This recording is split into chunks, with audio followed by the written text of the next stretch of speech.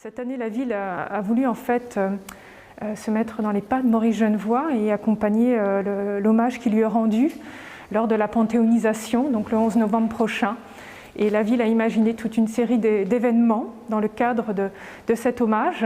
D'abord, cette petite exposition dédiée à Maurice Genevoix et à ceux de 14, et puis l'espace Maurice Genevoix, l'exposition permanente.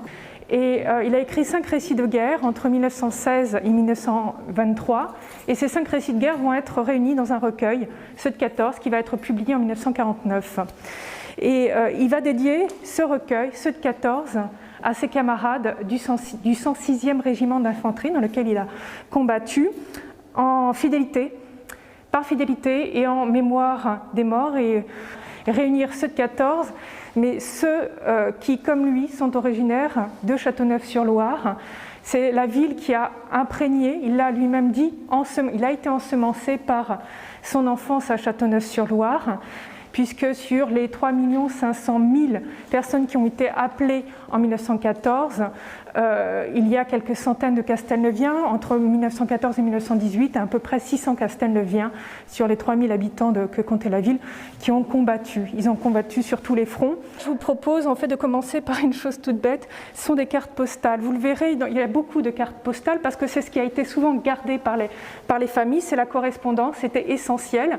Tous ces soldats, qu'il s'agisse d'un brillant normalien ou d'un vigneron de Châteauneuf, d'un marchand de fromage, ce qui les fait tenir, c'est le lien avec la famille.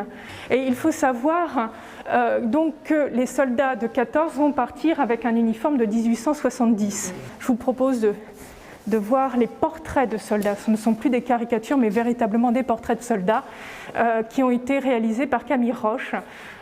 Il est né à Paris, mais sa famille, les Roche, sont originaires de Châteauneuf, et Camille Roche viendra en fait s'installer définitivement à Châteauneuf après-guerre, dans les années 30 notamment.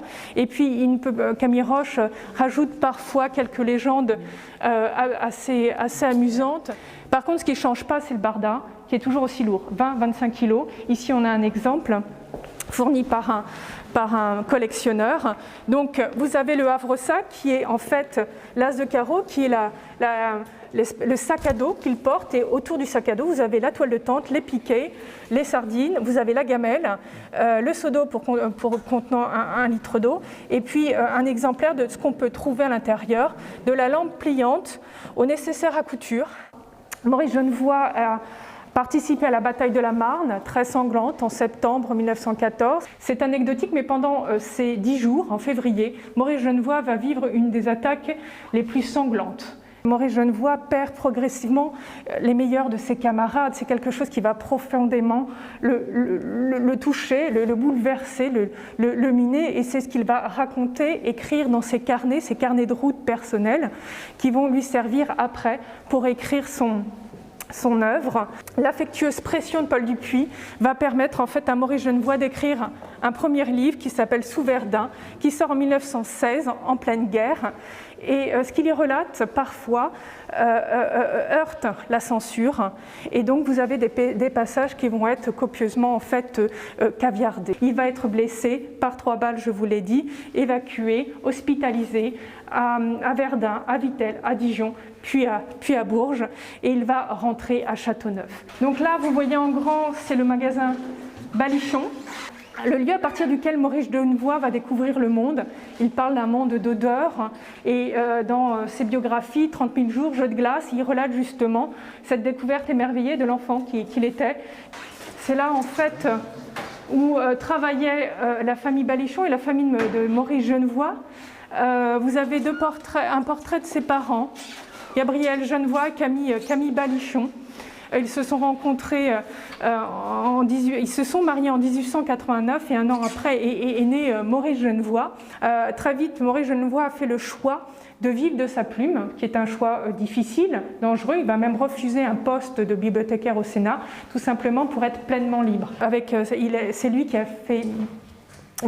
permis à sa fille de découvrir la beauté du monde sauvage et du monde animal. C'est lui qui lui a appris à imiter le chant des oiseaux, à pêcher, à faire des ricochets.